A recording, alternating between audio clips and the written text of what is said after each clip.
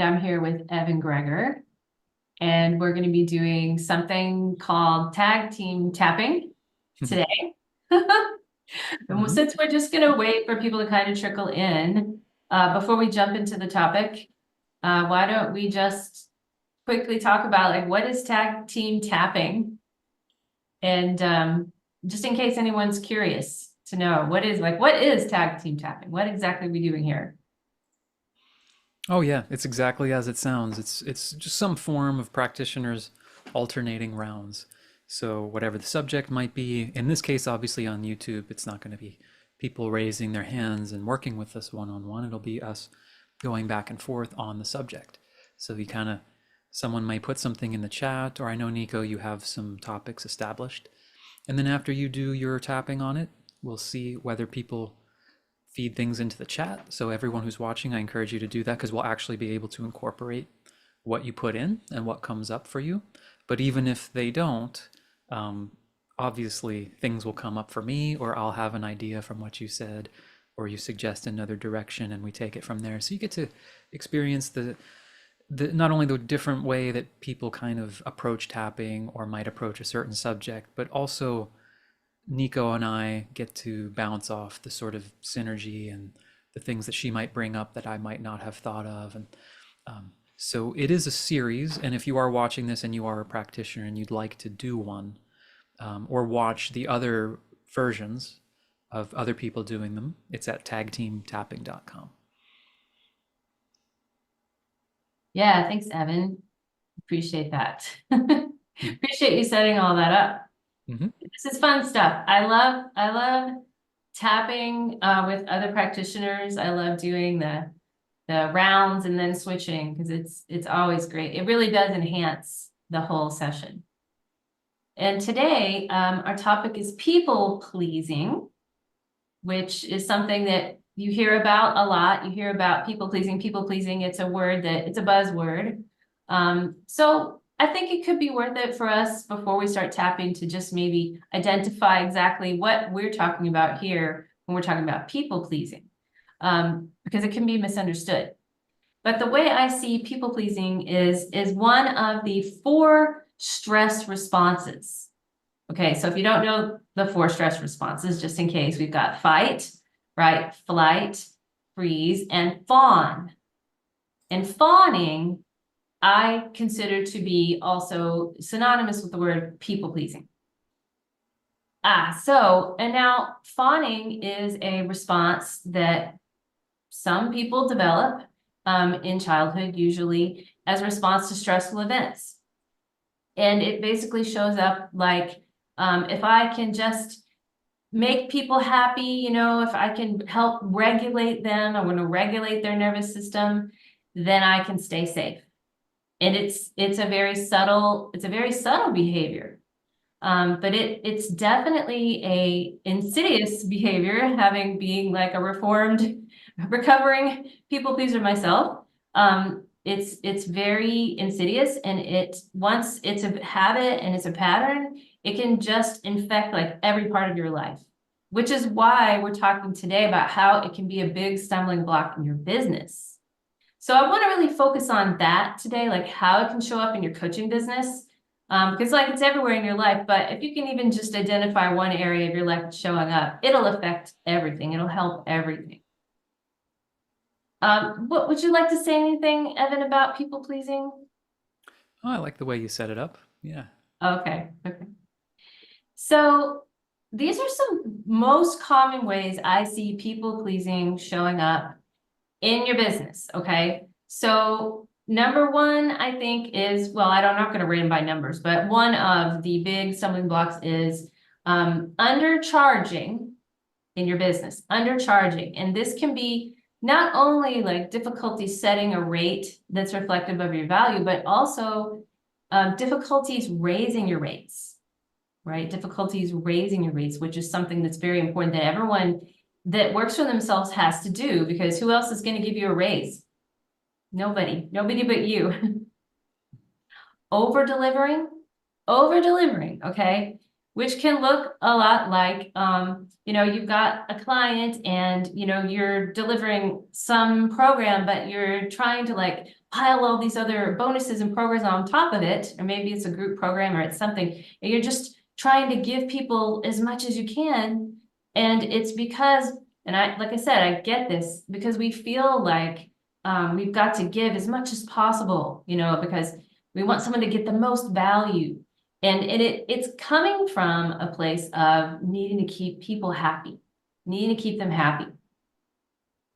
The other one is avoiding necessary boundaries, avoiding necessary boundaries. And this is things like simple things like creating contracts, creating client agreements, setting up, if you're setting up boundaries around a program or receiving payments, sticking to those boundaries, having to have difficult client conversations when perhaps maybe you discovered that your client might need to see someone else. Maybe what's going on with them is out of your scope, or maybe you just don't like working with them anymore and you find it difficult to have boundaries in your business. This can definitely lead to issues in business and a lot of discomfort and problems for us. There's one other thing that I see, which is, I see this a lot, is the idea that we need to get people results, right? I hear this a lot. It's like, I got to get my clients results. And I want to clarify this because this is coming from a place of somehow, I'm delivering results. People are paying me and then I have to deliver a result because they're paying me. They're not paying you for results. They're paying you to hold the space and be present and to practice your skill. But when we get really into people pleasing, that's kind of the headspace we get into, is that we've got to make sure our clients are pleased with their results. And it's coming from a space of, I need to make them happy and keep them happy so I can stay safe, right? I'm looking to see what else I have here. I have one last one actually, which is feeling like we need to regulate clients. Because if in childhood, and this is a good skill, if you learn to regulate the adults around you because they weren't regulated, that's probably why you're in this business now. Like, you're really good at it. It's a superpower. But the way you turn it into an actual superpower is that you realize that it's not your job to regulate anyone, but even your client. And you're providing the tools and you're providing like the space for them to learn to regulate themselves. So with that being said, let's just start tapping. Because I know people are here to tap. So what I would like everyone to do now is I want you to tune into, just because I've said a lot of stuff and you probably are identifying with some of it. If you can just tune into something that you're struggling with right now, and maybe you just now identified it. And I want you to think about it and tune into your body. And we're going to start out with a statement. And I'd like for everyone to just, so you can say the statement out loud, you can say it to yourself. The statement is, I need to keep everyone happy. I need to keep everyone happy. And I'd like for you to just tune into your body and just imagine, how true does this feel to you right now? How true does this feel to you? Okay. How true is it that I need to keep everyone happy? And just for fun, so we can check in later, I want you to rate that from 0 to 10. How true does it feel? 10 being the most true and 0 not true at all. So you're just gonna get that number, set it aside. And then we're just gonna do some rounds on this, okay? So here's your setup statement. Even though I need to keep everyone happy, I accept myself and how I feel. Even though I need to keep everyone happy, I'm still safe right here, right now. Even though I need to keep everyone happy, I hold myself in compassion for how hard this is for me. All right, we're gonna tap through the points, everyone. I just want you to tap through the points now. We'll start on the top of the head. And we're just gonna take some breaths. And as you tap through the points, I want you to tune into your body. And I want you to notice as you are thinking about this statement, I need to keep everyone happy. Do you feel that in your body somewhere? Do you feel any stress level going up? Do you feel any sensations? And we're just going to notice those sensations as we tap. You might feel it in your chest. You might feel it in your legs, in your neck, wherever you might feel it. Just notice it. Just notice it. Be present with the sensation. Breathe and tap through the points. And we're just going to let it be safe to feel this, whatever it is you're feeling. It's safe to feel this right now, this expression in my body that comes up when I think about needing to keep everyone happy. And just noticing. You can just let this sensation in your body, this part of your body, let it know that you notice it. And say, okay, I notice you. I notice you're there. I notice you're there. I know you're there. I'm observing you. I'm listening. I'm available. I'm paying attention to you now. I'm paying attention to you. Just breathe. I'm paying attention. I'm listening. I'm here. And I'm present. We're going to keep going just through this last round. Just keep breathing and keep noticing what's coming up in your body. We're not trying to fix or change anything. We're just going to let it be there because it's there anyway all the time. We're just noticing it right now. It's safe to notice this. It's safe to be in my body and notice this. When I think about keeping people happy. All right, we're going to the side of the hand. So whatever you noticed in your body, that's fine. Just check in. Let's just look at the statement again. I need to keep everyone happy. And now what I'd like you to do is fill in the end of the statement with, I need to keep everyone happy because, and you can type this in the chat if you want. I actually can't see the chat. I have to open this other, here we go. Okay. You can type in the chat. I need to keep everyone happy because,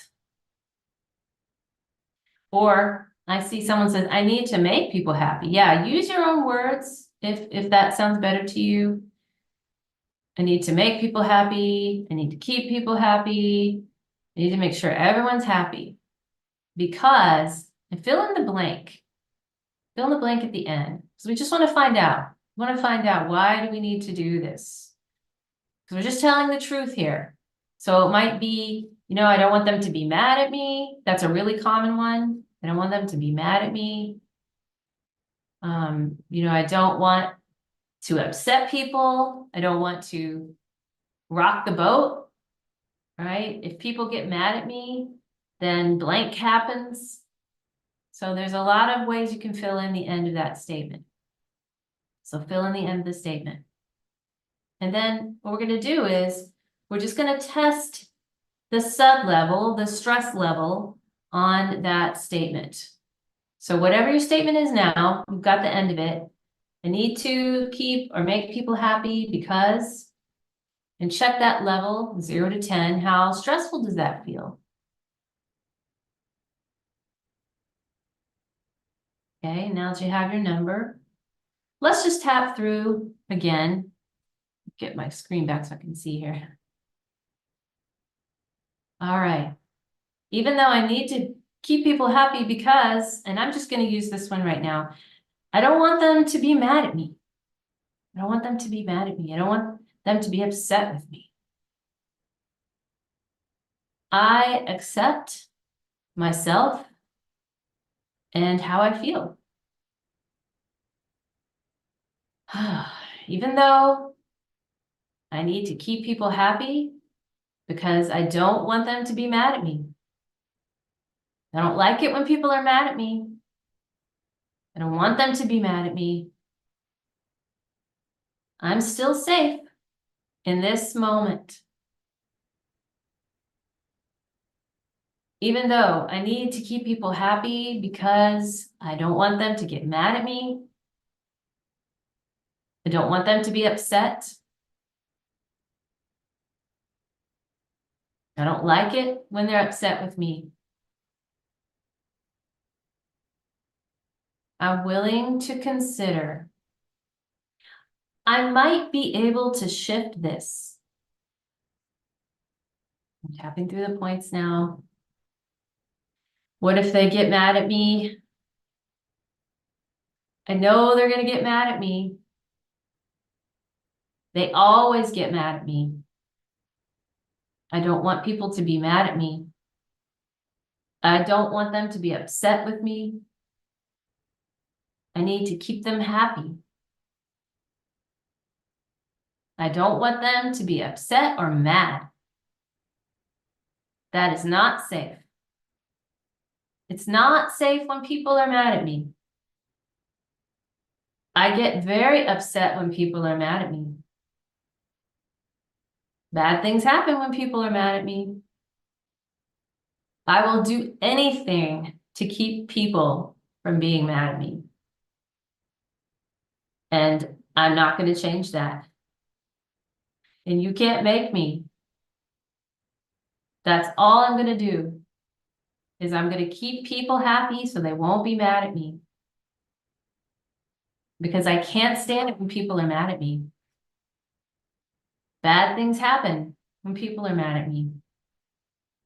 When people are upset, it's not safe. I accept this is coming up for me. I accept this part of me is terrified of making people mad. This part of me is terrified of upsetting people. And I accept this part of me is terrified. Another part of me might realize it's not that big of a deal. It's not that bad. But this part of me is always terrified. And I'm honoring this part of me for trying to keep me safe. It's true in the past. It might have been dangerous. It might have been threatening. And I'm honoring this protection that kept me safe. Even if I don't remember it, I might remember it. I might remember something, but maybe I don't. It doesn't matter. Either way, I'm accepting myself. I'm accepting this part of me that's keeping me safe from the bad things that happen when people get mad. I'm honoring this part of me that has kept me safe. All right, let's just pause. We're going to pause, take a breath. Just check in. And let's just check again with your SUD level, your stress level, with the statement that you created before we started that round, which is, I need to keep people happy because. We'll just see what your level is now. Let's also test if you maybe also could check to see how true it still feels. Like how true does that feel, 0 to 10, just to see if there's been any change there. Okay, so we have some things in the chat here. Yeah, I need to try to make people happy or they might blow up and attack me, right? So for sure, that's a good strategy then to just keep people happy because you don't want them to attack you. You might fall apart. They might blame you for their distress. Yeah, blaming. So the fear of being blamed for someone else's distress. That's very common. It's very, very common. And that's why we keep tapping on this stuff and we start releasing that responsibility. We start releasing that responsibility. Let's do one more round now, and we're actually going to shift towards that. Okay, since we've got some in the chat, I'm going to use what's in the chat. So let's start tuning into releasing this responsibility for other people's responses to me, right? Like, because getting mad, attacking is a response. It's not our responsibility. But maybe there's a part of me that still feels responsible for other people's responses, their moods, their reactions. Yeah. Maybe I could let go of this responsibility. I might be willing to let go of this responsibility, but I'm not sure it's safe. If I let go of this responsibility, I might get attacked. What if they blame me? That doesn't feel good. That does not feel good. I don't know if I can let go of this responsibility. I don't even know what that would feel like. I don't know if it's safe. Part of me really wants to let go. Part of me wants to let go because it's so tiring. It's such a burden to be constantly worried about other people's feelings and moods. It's a lot of work. Whew, I'm getting so tired of it. So much work. Maybe it could be safe, but I'm not sure yet. I'm willing to consider, even if I don't know what it would feel like. I might be willing to find out. What would it feel like to give this back? What would it feel like to give back this responsibility for keeping people happy? I might not be there yet, but I'm open to the possibility. All right, let's take another breath. Check in with your SUD level and your statement to see how true it might feel. Check in with your body. Yeah, if you notice anything in your body, fear or pressure in your belly, just keep noticing it. Just acknowledging it's there, keep tapping. And now I'm actually going to hand it over to Evan. And we're going to see what Evan's got for us. You're muted, Evan. Evan, you're muted. You're beautiful. Good. Yeah, because I was speaking out loud and at least echoing you back, but I didn't want that to be distracting. So yeah, thanks, Nico. Very good. So, I'll give everyone a moment to just keep tapping and let that settle because we went through a lot there. And noticing what's been coming up for you, and also any other different angles around what would happen if you were to do things that were to, let's say, upset someone like we had in the chat, blame you for their distress, why it's really important for you to be managing the emotions of other people. And if we're talking about a business context of you being a coach or a practitioner, for example, having that energy in the dynamic of I really need to make sure everyone in my class is happy all the time, or I have to make sure the client is always, getting a lot of value out of it, then the attention ends up really being on yourself in a lot of ways. Hyper fixated on what the other people are doing, but very concerned with how you're coming across. What reaction are you eliciting in others? And that can really pull you out of your own work or pull you out of your own life, right? This constant micromanaging of what emotional response am I creating in other people? So going off of that, so they might blame me for their distress. I notice fear and pressure up in my stomach. So looking at that aspect of I am responsible on some level for how others feel. You may have not even questioned that. That may feel objectively true to you. Like, yeah, of course.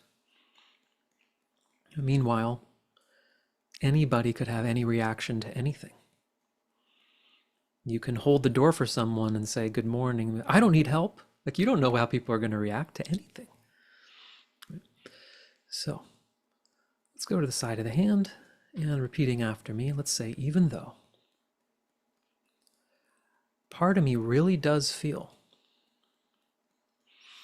that it's my responsibility how they feel or react. And that's actually a lot of pressure to carry. And I just choose to be aware of that and have some compassion for how much that is to hold.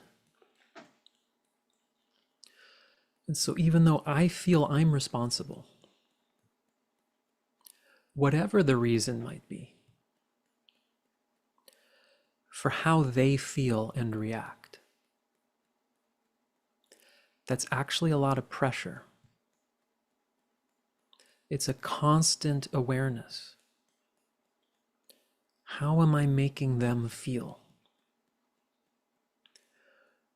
Whether I feel they might attack me or silently judge me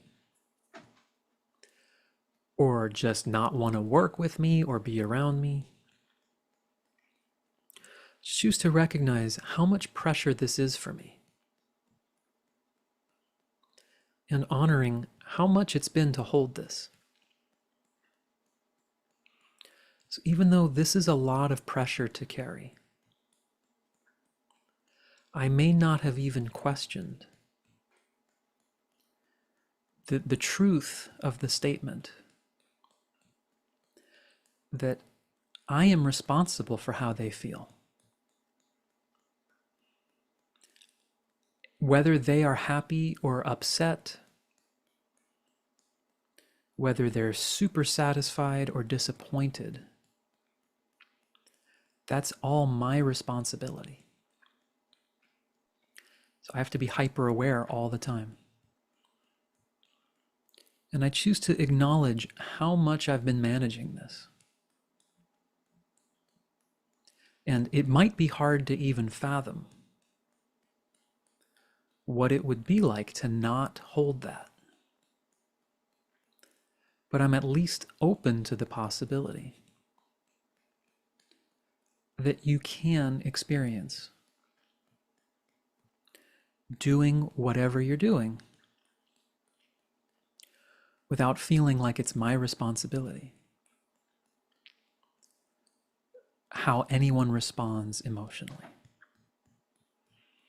Let's go through the points now and say, this is actually a lot of pressure. Just the very idea that I am responsible for how they feel,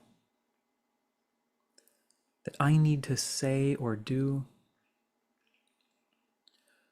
all of the things in the right way that's going to be okay with them,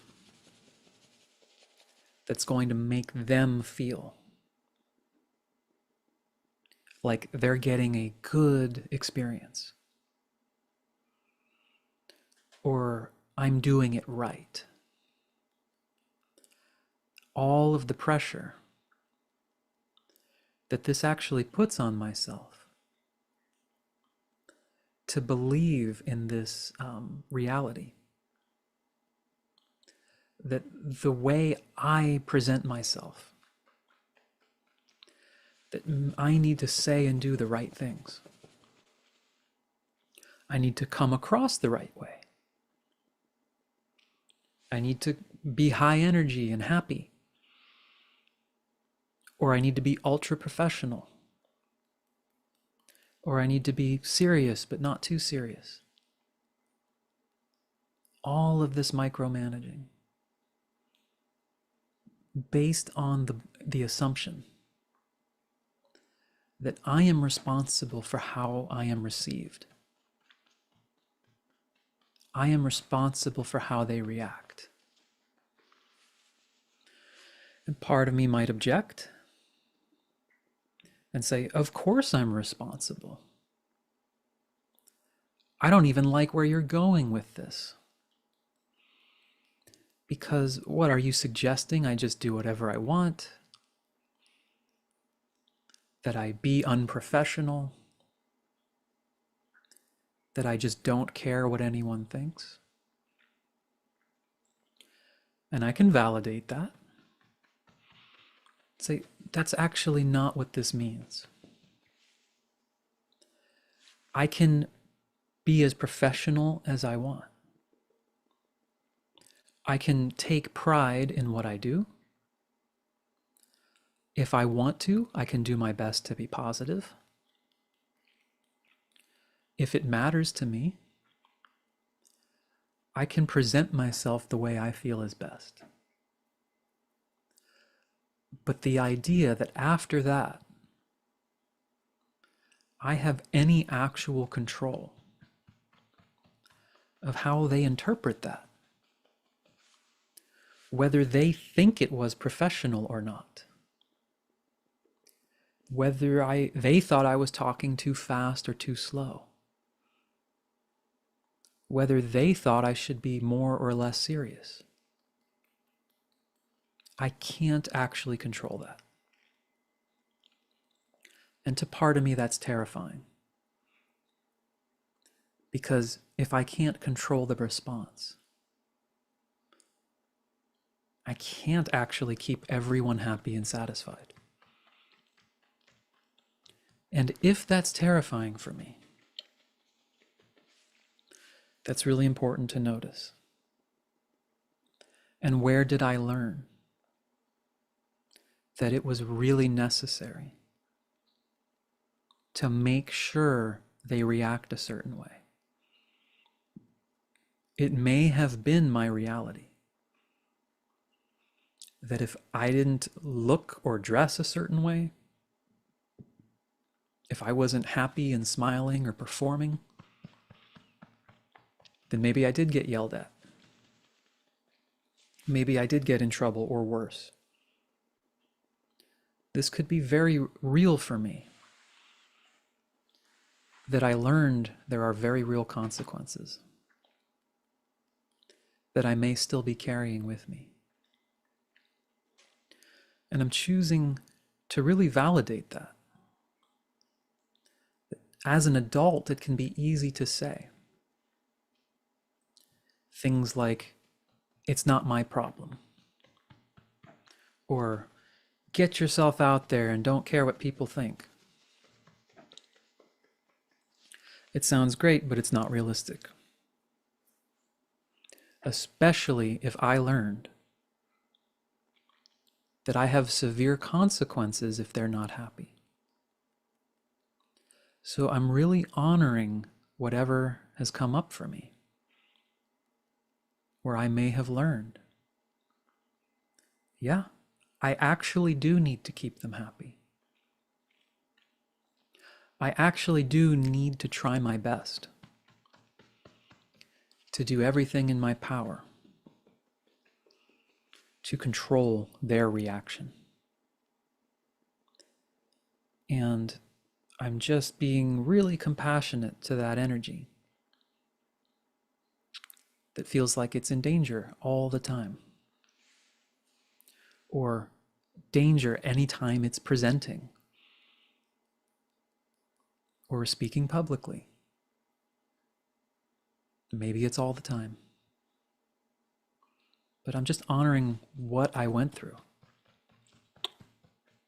and saying, yeah, it was true. But what would be necessary for me to help communicate a sense of safety, a sense that I, as an adult now, can at least be open to not holding myself to that unfair standard anymore. As an adult now, maybe I can begin to let go of any voice within me that says, you are supposed to be a certain way. You need to make them happy. I made it through that. That's something I've earned now.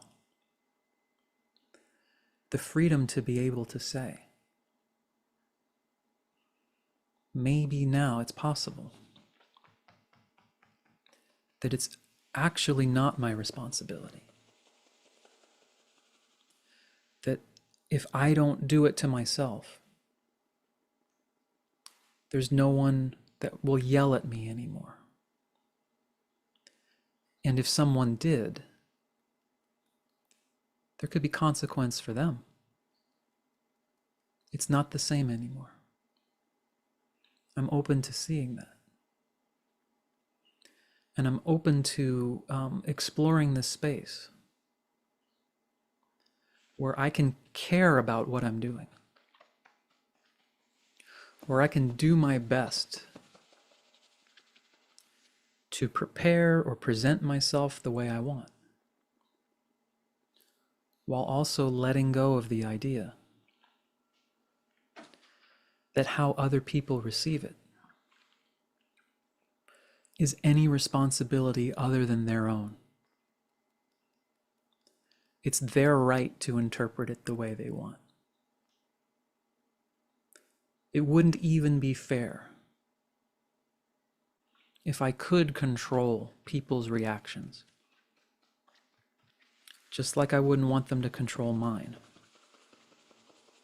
They will react as they will. But I'm open to the possibility that now I could actually handle it. I could handle it even if they don't like it. I could handle it if they blame me. I could handle it if I make a mistake. I'm allowed to apologize. I'm allowed to be imperfect here. Because in trying to control how everyone feels, I can end up doing very little, yet feeling exhausted all the time. Because all of the energy goes into the management. And so I'm open to gradually releasing this and testing it little by little. That I can actually do things in life that are, harmless and are just how I want to express myself, and allow others to interpret it as they will. I will learn that nothing terrible happens. And I can begin to have a new relationship with this. All right, let's take a breath.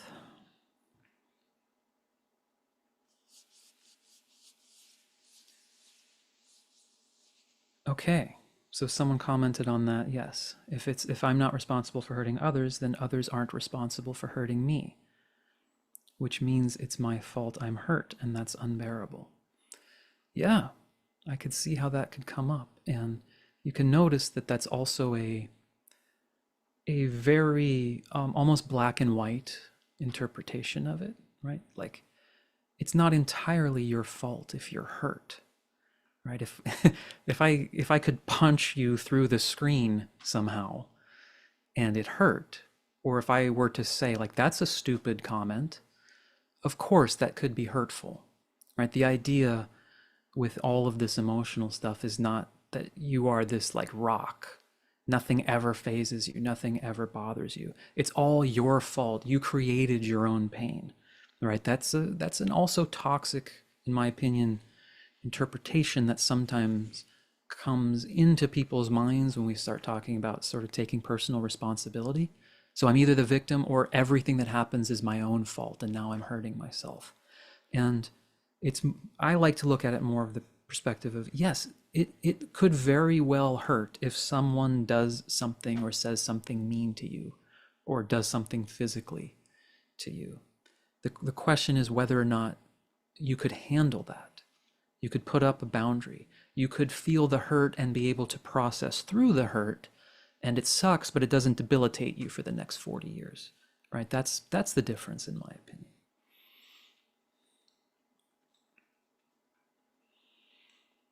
So yeah, Nico, I'll hand it over to you now. Yeah.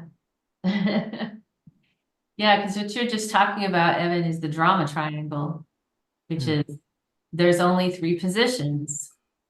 There's only three positions, and mhm, that is the victim, the perpetrator, and the rescuer, right? So it is, we just don't even know, we just try to, we switch positions and we tend to switch positions back and forth from victim to perpetrator. So we see ourselves as hurting someone, that would be the perpetrator. And then there's really only two other positions, so we kind of tend to stay in those positions.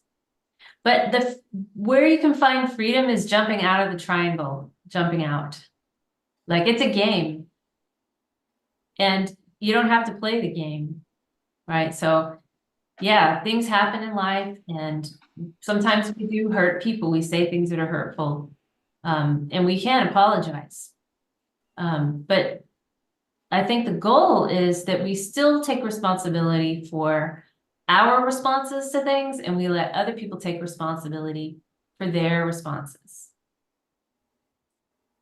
Okay, so I want to actually do a little work now with, because we've brought this up, become very aware of, you know, why we don't want people to be upset, what could happen if we do, and maybe starting to open up some possibilities, some choices of what it would be like to just let that go, right? To not take that responsibility on. What I would like to do now is I would like to have you consider that this part of you that has been protecting you is in place. It's pretty strong.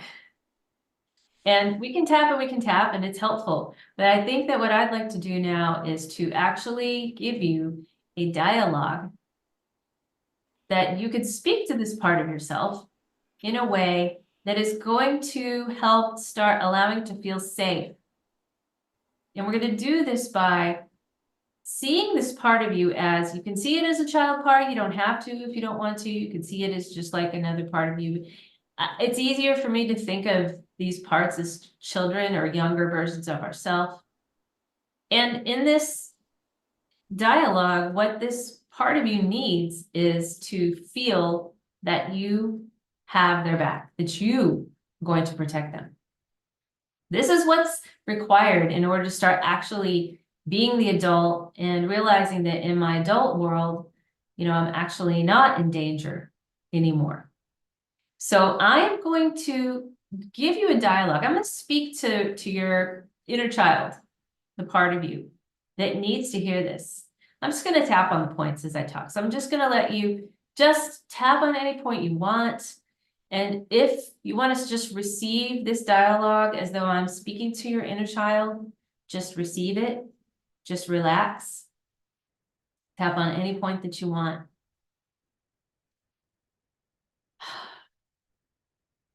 Okay. I see you. I see you now. And I hear you. And I'm with you. And I'm sorry that I haven't been here. I'm so, so sorry that you have been having to do this all by yourself.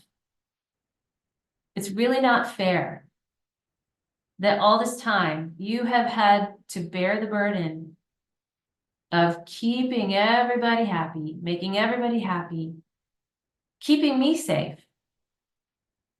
It's not fair that you have had to do this.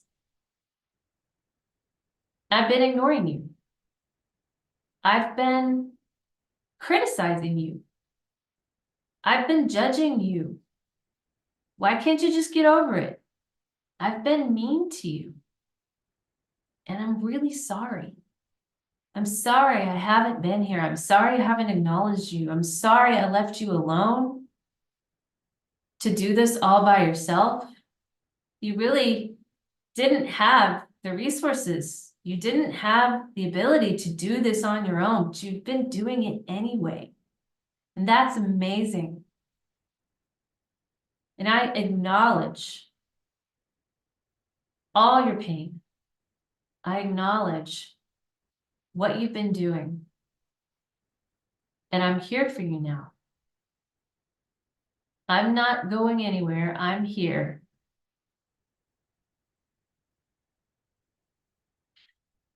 And I'm listening to you. And I want you to know, I'm going to do whatever you need to feel safe. It's okay if you don't know what you need yet. You might know what you need. If you don't, that's okay. I'm still here, either way. I'm committed to you. I have resources. I have agency. And I can protect us now. When other people get mad, you don't have to do it anymore. You don't have to do this anymore. You can be free. You can be free to relax and express yourself, whatever you want to do. This is not your burden anymore. Because I'm here now. And I've got your back. I'm not going to let anyone hurt you. I'm going to protect you. Because I can. Because in my world, I have resources. I have agency. I have tools. I have friends. And I'm going to share all that with you. You don't have to trust me yet. It's okay if you don't trust me yet. I'm still not going anywhere. I'm going to stay here and earn your trust. I'm going to earn your trust. I'm going to show you over time. I'm going to show up and I'm going to be here. You don't have to be alone. You don't have to keep doing this. I'm here now. Just breathe into that and just listen now and just notice. Are you getting any response from this part of you? Whatever it is, just accepting it's there. Just letting the response be what it is from this part of you.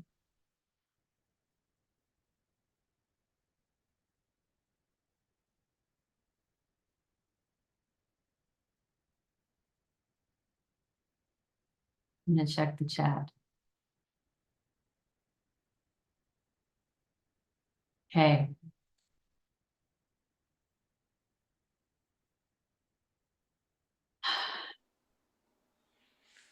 So I hope that dialogue was helpful for that part of you, because I know it's very powerful and effective. And it's been one of the most healing things I've ever done, and many of my clients as well. So the key is to keep showing up for that part of you. And when it gets scared, and when it wants to do the people pleasing, notice it and stop and say, hey, I've got this. We don't have to make everyone happy, right? We've got this. We're safe. We can have boundaries.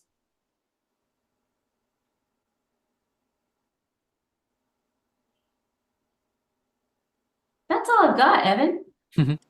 Good. Very good. Yeah. So we can close it out here with just a little bit of a tapping. And what we can experiment here is notice that you might identify with a label like people pleaser or people pleasing. And perhaps with some of the work you've done in the last, 45 minutes or so, seeing if we can open up to the idea of letting go of these descriptions, letting go of the idea of now I'm not a people pleaser. And I can't tell you how many people I've encountered over the years, and I've done it myself, where you get into a description of yourself, and then you're working on not being that, and now you're almost modulating your behavior in another direction. This is often when people get really into like, I'm going to speak my truth all the time, and then they blow their whole life up. Right? And this is a very real thing that happens. I'm not going to people please anyone. And it becomes an attitude. And it becomes like, I'm going to step into my power. And you start doing all these behaviors because you're not really in touch with intuition now. You're just fighting all of your instincts that you might have previously labeled as people pleasing. And that's not what we want. We just want freedom, right? It's emotional freedom technique. So you might be in a situation where it's absolutely the simplest, wisest, most efficient thing to just say what this person wants to hear so you can wrap up the phone call and get on with your life and not make a point of speaking up, right? And other times where you really need that ability to say, no, this isn't cool. I'm not okay with this situation. And you have the ability to go in either direction. So let's play with that. Let's go to the side of the hand. Let's say, even though I may have labeled myself as a people pleaser or something else, whether I did that consciously or not, I'm open to letting go of that and just having more freedom to do whatever a moment asks of me. So even though I may have labeled myself a people pleaser or something else, I am open to the possibility that what I am goes way beyond any label. And even though I may have labeled myself, I may have tried to be a certain way, I may have tried to be the opposite way, and all of it involves effort. And I have compassion for where that all came from. And I'm open to letting go of any labeling. Just being a person, responding to each moment as it's needed. Through the points now and say, all the ways I've labeled myself,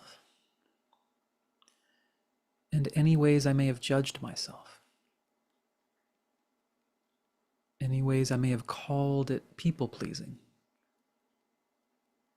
and looked down on it, when it was really just a part of me that learned in order to keep us safe, we have to be a certain way. And I can respect where that comes from. I don't need to judge it. I don't need to make a label out of it. I don't need to try to be the opposite. I don't have to be a non-people pleaser. I don't have to always speak up or stand up for myself. I don't have to make a point now to try to be hyper visible or always push my comfort zone. That can be very unhealthy. I am open to the possibility. that as I begin to honestly learn to understand and accept more of how and what I actually am, that I can have more and more freedom to do whatever is needed in a moment. Whether I need to put on a little bit of a performance because I'm speaking publicly or something else, or it just makes sense in a certain situation to make the boss happy or to keep the peace, I just plaster on a fake smile and get on with it. And other times where I need to speak up or set a boundary, because life includes all of these energies. I'm just looking for access to everything, not to be anything in particular, not to label myself anything in particular. And all of the qualities I may have labeled as being people pleasing, I'm looking past that label. I'll go right to the source of it, communicate with that part directly, just honor where it's coming from, and then see what the moment needs of me. Whether that's to, just keep the peace or do or be something else. I choose to expand what I have access to. And ironically, the more I'm allowed to be whatever the moment wants, the more I'm able to provide for a wider range of people without trying to make them happy. It's just about me giving what a person might need in order to best help them or the situation, without feeling like I'm selling myself out. And I'm open to the idea that that's possible for me. Just letting go more and more of any label of myself, any judgment, right or wrong, that there's a right way to be, that I need to make everyone happy, or I don't need to make anyone happy ever. I don't need any of that. I just need awareness of what the moment asks of me. And I can allow myself to trust that more and more. All right, let's take a breath.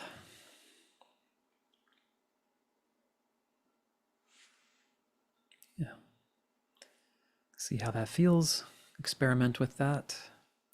We did get another comment. Says, I wasn't really aware of how deeply and insistently I focused on others to feel safe, how embedded it is, and how related to responsibility and safety. Thanks for helping make this visible. More work to do. Yeah, great job, great insight. That's a big thing to realize, that constant layer. And said, if you've been swimming in that your whole life, you're not aware of it.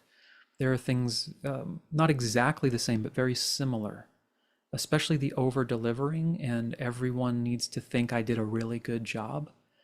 It's not something you have the conscious thought necessarily. It's just that's how okay, you get asked to do something even small. It's like, this needs to be amazing. It's just the way you operate from, and you don't realize how much pressure it is or how exhausting it is until something starts to point your attention to it, and you're like, wait a minute, this is a lot for me to be juggling and managing all the time, and it might not actually really be necessary or even warranted for the situation. So good insight. Yeah, really, because those are the things that stop us from moving forward. If we feel like, oh God, I'm gonna have to deliver the results and make everyone happy. And then all of a sudden you're like, set the brakes on of like getting my coaching business going because you don't want to go there. And so that's why we talk about like these are the obstacles, and if you can clear them out and start getting a little movement forward, and you can get some traction, start getting some clients, and this stuff shows up, it shows up in layers, but you just don't let it stop you. You just don't let it stop you. Like Evan said, you just respond to the moment, but also remember this too, because I think this is important. Whenever we're always people pleasing, we're never thinking about pleasing ourselves. We just don't think of ourselves. And to be honest, that's the number one thing in your coaching business. You need to be doing what makes you happy and what pleases you first. You need to be doing that first. You have to choose yourself first. And that's the most important thing. If you learn anything from this today, if you take it away, choose yourself first. That's your job. Awesome. And if you are interested in that whole world of, starting a practice, coaching, getting clients, if you're in that space, we are doing a workshop on that next week. No cost. I put a link in the description there. It's in the chat replay. We'll put it in the description there. That'll be on Zoom. That'll be there with us live and not on YouTube. So you can register for that. We would love to see you there. It's going to be really good. We've been putting a lot of thought into it, and it's something we've talked and thought a lot about. Even here on Nico's channel, we've had a discussion about this whole subject. So we've really been codifying this whole thing and thinking through it because we think through it ourselves. This is all stuff we work through ourselves, which really helps kind of refine how it's presented and speaks to the results of it all. Yeah, another comment here. I noticed that if I have an agenda to make people happy, I'm not fully present to what they actually need, which is very true. You start to recognize that, letting go of this stuff is not really about being a people pleaser or not caring or anything like that. It's all of that energy that's previously fixated on making the situation go right or make everyone happy. All of that gets reclaimed, and it actually makes you a lot more present. It makes you a lot more engaged in what you're actually doing.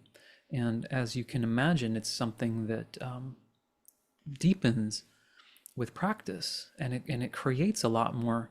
It creates a lot more freedom, and you can even begin to see that, because it's actually not so hard to see in others sometimes. Like if I was really, really, really concerned, like I hope everyone likes me on this tapping call, like you'd feel it. You'd feel a sort of, hey everyone, I hope everyone's doing okay, or whatever the version of that would be.